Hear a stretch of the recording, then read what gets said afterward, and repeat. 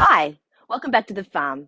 My name is Roz, also known as Passion Flower, and you'll find me here each week talking about my farming and creative life.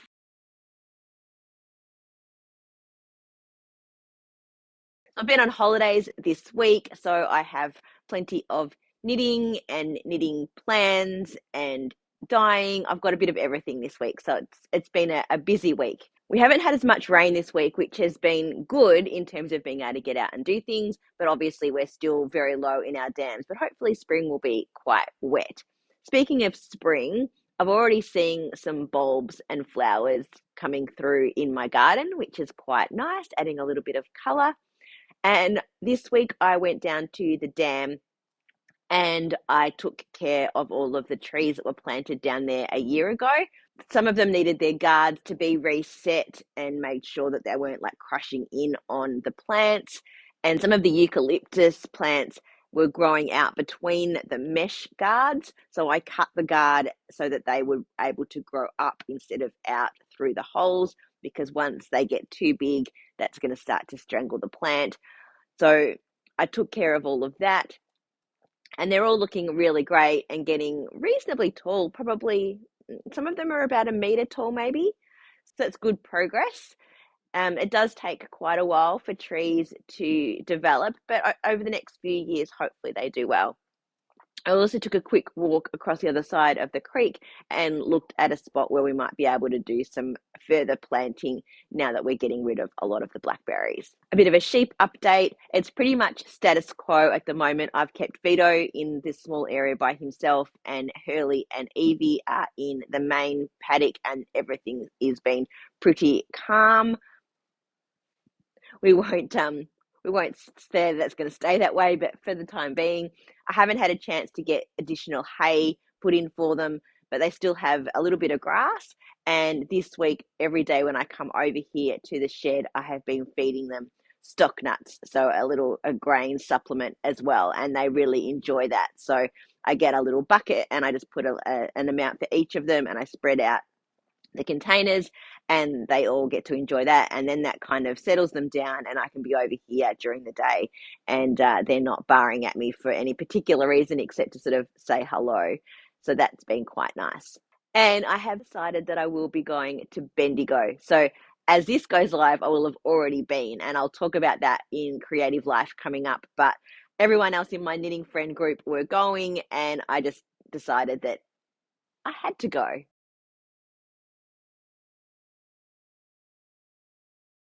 I've actually been busy business wise this week, sort of gotten back into a bit of a groove, had a few custom orders that I had to get done. So they are now drying. And it's actually quite an interesting one. There were a couple of colorways that this person has requested on wispy lace that I haven't done on a wispy lace before. So I'm excited to see how they actually end up looking. From the wet skeins, I'm really excited to see how they look. And I'll then have a few spares of each of those colorways that I can put up in the shop after I've got their order ready. So I have done some morning glow, winter sunrise, and nasturtium, all on that wispy lace base, which I've never done before. It's interesting at the moment, orange seems to be quite popular. I've done nasturtium on the wispy lace, and I also had a custom order for nasturtium on my sock base as well. So is there something going on with orange that I'm not aware of? Maybe there is. I've finally also listed all of my Songs from the Dire Studio Dream Edition sets on my website. If you've been following along here for a while, you'll have seen the whole journey, and I took them to the Coburg market. If you're on my newsletter, then you would have seen that this past week I did an announcement that they were now live on the website. If you're not on my newsletter, there's a link below that you can sign up. No pressure, and I hardly ever send anything. It's only if I've really got something important to say. So there's no spamming. So if you just want to jump on that for any key information that is coming up with Passion Flower. Also, too, if you haven't already, maybe subscribe to the videos here on YouTube, because that's the best way of getting information about what is happening, because obviously I'm here every week and I talk about what I've been doing in the dye studio, and it gives you a bit of a heads up of what's coming up. So yeah, I spent quite a bit of time getting all of that sorted out and getting it online. It's been a while since I listed anything new, so I had to remember how to do the variable part of it so that you got the right color with the right mini skeins and you could choose which one you wanted. And I took the photos last week after I had recorded, and the lighting looked really great. I got all the photos done. I did it on my digital camera. I was looking on my little screen, and it looked like the colors were coming out good and that the lighting was right. I put them onto my computer, and they were all a bit sort of dull and grey. And so I started to edit them, and I was changing the levels, and I thought this is going to be a lot of work because I'm going to do this for every single photo and make sure they're all consistent.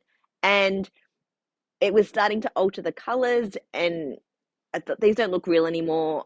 This is just not right. So scrapped all of that.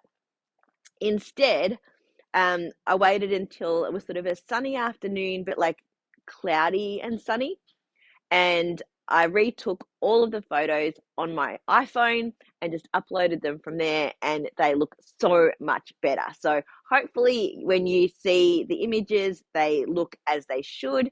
It's always really difficult to take photos of colors. Everyone's perception is different, and everyone's computer screens and everything is different. So I've done my best to capture all of the colors correctly. Some of them are a little more tricky than others, but hopefully you get enough of an impression and you've seen them here on the videos, and you can go back to previous episodes and have a look at the colors as I was working on them. And yeah, so they're all now live and ready to buy on my website.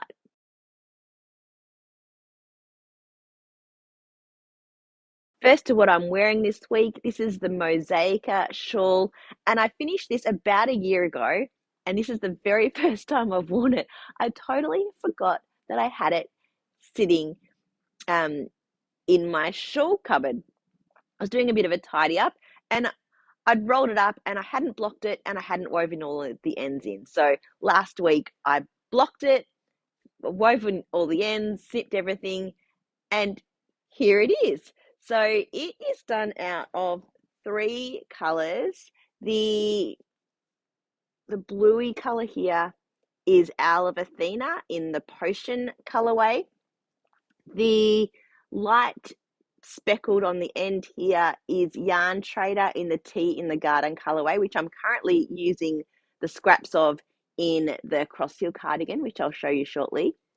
And the light purple speckle through here is uh, bombed yarns in a one of a kind colorway, and I'll be using that in my cross seal cardigan as well. And that's kind of what made me think about it. I'm like, I knit with those colorways, and where is that project? Well, here it is.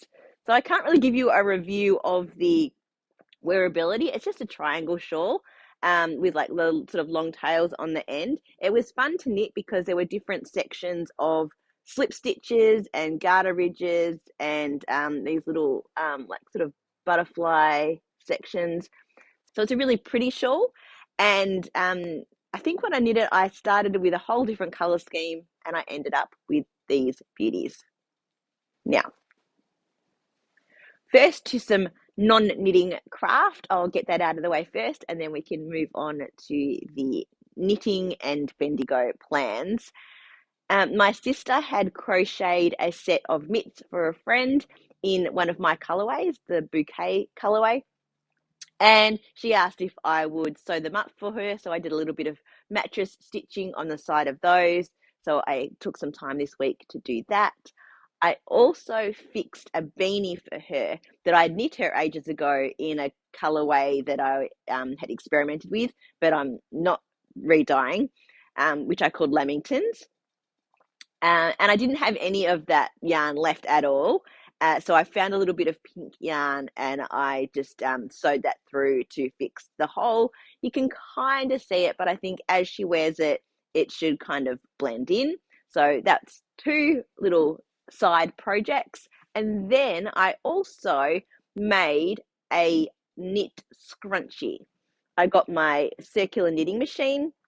I just bought a dodgy one off Temu at some point, and I made a strip of yarn, and I then wove in some hat elastic, and I have grafted it together. I haven't cut the end yet. The reason I did this, I was talking to a friend at work, and she had seen these online, and she asked if I could make one. And I was like, yeah, I'm pretty sure I have a knitting machine, so it won't take long to put one together. So I did the long strip. I've just roughly grafted it together and put the elastic through one side so it sort of like actually scrunches. And as you can see, it's quite stretchy, and it should be able to go around twice or maybe 3 times on the hair. But since I don't really have long hair, it's hard to like put up in a pony to test. So I'm going to take this to work next week, and she can give it a try. And yeah, this is my prototype, and I might adjust it a little bit, but then these would make some really great gifts because they're super quick. And yeah, that was really fun and easy. Okay, so now to some knitting.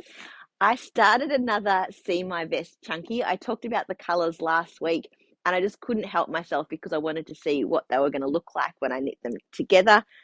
I am using Fairfield Fins in the logwood colorway. It's a natural dyed yarn, and I made my little love out of this and then over dyed that version, but this is the original color. I'm also using Sublime Kid Mohair blend in, it's just a number, so it's like a light pink. And this, which I think I said was Peyton's last week, but it's not Peyton's, it is Cleckheaton Studio Mohair 8-ply. And I've had this in my stash for such a long time. I made a top with it, one of the very first things I ever made, and I don't even think I have that in my wardrobe anymore, but I still have this yarn. So I'm using these 3 together. The 8-ply is the one that's going to stand out the most because it's the thickest. So this is the fabric that I'm getting. How beautiful is that? I really, really love how this is turning out. So the sort of tonal colors together is making a really, really lovely color overall. This is the back, and it's now at the point where I need to start the shaping. So I had done a little bit on this, mostly just because I wanted to see what the color was going to be. And I've put it on hold because I've been working a lot on my cross seal cardigan. Last week, I told the whole tale of woe about how I had to rip it all the way back and start again because I felt like the sizing was not right. And I was up to just about to split for the sleeves on this sort of sand colorway. I now have split for the sleeves. This is the back that you can see there. I've got the bombed yarns in the Pinot on the Carpet is the main color. This first color is Tea in the Garden by Yarn Trader. This is Sally Ridgway in, I think it's Dusty Rose or just Tea Rose. I can never remember that one. This is a Dreaming Color Club colorway that I'm calling Sand because it didn't have a name. This is Sally Ridgway in the Amber colorway. This is Sally Ridgway in the Wombat colorway, and those 3 Sally Ridgways were all from the same mini skein set. Then I used, this is my own yarn. I think it was from my Christmas 2024 set. And I just found it in my stash though, so it may have been a prototype and not the actual colorway. And then I am using, this is the Queen of Cups colorway from, I don't remember the name of the dyer. It is from Circle of Stitches in Salem that my sister bought for me when she went to America last year. I made a Tolster tee out of this colorway, and I had enough left to use in a different project. And I will put the name of the dyer on the screen or somewhere. I'll put a list of everything so you know what all of the colors are. So I have one more color to add, which is the one of a kind colorway from Bombed Yarns, which is in this shawl, and that's going to go at the end. And I think that's going to bring in the sand colorway and the Queen of Cups colorway. It's got speckles of purple and orange and blue, so it kind of incorporates all of the colors that are in the shawl. I think in the shawl, this is a cardigan. And it also, and this color at the top also in their speckles incorporates the rest of the colors of the cardigan as well. So that was kind of my aim with adding in those speckle yarns. So I've done a lot, and now it's taking quite a lot. It's a lot of stitches on the needles. I did pause after I finished the first 4 stripes because I wasn't sure of what order I wanted to do the rest of the colors. So I played around with them quite a lot. You would have originally seen I had a couple more of those Sally Ridgway mini skeins in it, but I thought they might be a bit too dark and not really contrast well enough with the Pinot on the carpet. So that's why I've added in that green and this purple, rather than use the mountain wine and the soot colorways that were in that mini skein set. So I'm really happy with how this is turning out, and that's why I've been spending most of my time knitting on this past week. I've just started the stripe of the Pinot on the carpet, so then I need to add in my final stripe, and then it'll be time for sleeves. So I'm not sure how much progress I'm going to get now that I'm going to be going back to work, but as you can see, it's going to have sort of flowing open fronts. And I think it'll be really cute with a solid colored t-shirt underneath or a singlet. And I'm much happier with the sizing now. As you can see, it will fit across my front, and I'm wearing like a big bulky shawl. So super, super happy now. Okay, so I'm going to go to Bendigo, and if you're going to go, you got to do it properly, right? So I am planning a list of things that I'm going to look at and consider buying. Not going to say that I'm going to buy it. I'm going to set myself a budget, and I am going to look at what's there. And if something really inspires me and feels like it's going to fit with sort of my current knitting plans, then I will make the purchases. And I'm looking at like sweater quantities, things to add to things that are already in my stash, and things to make projects that have been in my queue for a long time that I own the patterns for, or that I've been seeing recently that is inspiring me. So one thing that I want to find something to go with is this. Just coming out pretty true on the screen. It is quite bright. This is a Superwash Merino Tencel. It's 800 meters that I bought from Fiberific from Bendigo a number of years ago. I was going to make a shawl out of it, but I started and it wasn't the right yarn for the project. I wound it back up and it sat in my stash. I'm thinking that I might look for a sweater quantity of a merino cashmere or a merino alpaca that I could hold with this. So something that will, I don't want to say dull down, but something that will really go well with this. I'm sort of into the whole holding things together and seeing how they work. So I'm thinking that I will find something that I could hold with this to make a jumper. Now I found a pattern. It's called the Melanie, and it's got a double rolled neck, like a fold down cuff. And it is 3/4 sleeves, but I think you could make it long sleeves. It's a really simple fitted drop shoulder, which I feel like could be a nice style. So that's my first thought. I also have the EXP pattern by Sana & Co, Susanna, and I've thought about casting it on a number of times, and I've never felt like I've had the right yarn in my stash to combine the two together to create the pattern. And she has some kits, so I'm thinking that I will look and see if one of those kits inspire me to either purchase directly, one of those, or to then get some ideas about how I can combine colors together to create my own kit for it. Because I do want to knit one, and I think that it looks amazing. I want to get some more 5-ply yarn to make myself another male clad vest by Tess from Fluff and Nonsense that I've just test knit.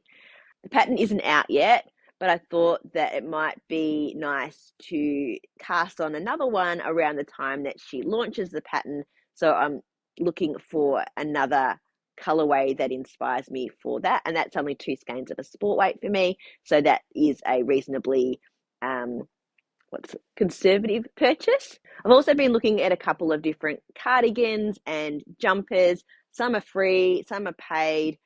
I might put some images up here of the things that I am considering rather than going into too much detail. So one is a worsted weight, which is with a couple of different things held together. So I'm going to look for an option for that. And quite a number of just long sleeve fingering jumpers, I think, that have a little bit of detail but not too much. I feel like that's sort of where I'm missing. I've got quite a few 8-ply jumpers, and I do have some 8-ply sweater quantities in my stash that I do need to knit. But in terms of fingering weight quantities, I think I only have 1 fingering weight quantity of yarn, and it is a pure just superwash merino. I think I'd like to try some different fiber contents, maybe merino linen, or again something a bit more luxurious like a cashmere. So sort of use the ability to be there and to feel and touch to actually choose some special yarn and some things that I haven't knit with before, and in colors that I know are going to be super wearable for me. I've kind of gone a little bit bright lately with the rainbow colors I've been making my chunky vest out of, and that cross-heel cardigan with all of the different stripes, which is great, and I do love that, but I feel like I need some more just sort of staple pieces, but not that are just like flat, boring colors. I want it to be hand dyed and have a little bit of interest. So who knows what I actually end up bringing home, because these are very, very loose plans, and I'm just going to kind of go with the flow and see what inspires me. But at least knowing my numbers in terms of, for a long sleeve fingering weight jumper, I'm going to need approximately 1,000-ish grams, maybe, depending on what the pattern is, if it's oversized or not. And I do want to try and do a few that are a bit more oversized. And then in terms of like an R.E.M weight or a DK weight, sort of to go the other side, to get enough for a project, or if I'm going to be like holding things together, what those fiber compositions are going to be and how they will come together as a whole. So now I feel I'm being a little bit rambly because I'm actually quite excited to go now. I wasn't all that excited to begin with. I didn't feel all that inspired, but as I said, with my friends all going and them all talking about it, we've got like a chat group, and we've been, chatter about it all. So, and then me having a serious look at my stash and what my knitting plans are and have been for a while. So going back to some of those projects that have been sitting in my queue for a while, and the kind of project that I want to make has made me quite inspired and excited. So I will share with you next week the goodies that I end up bringing home with me.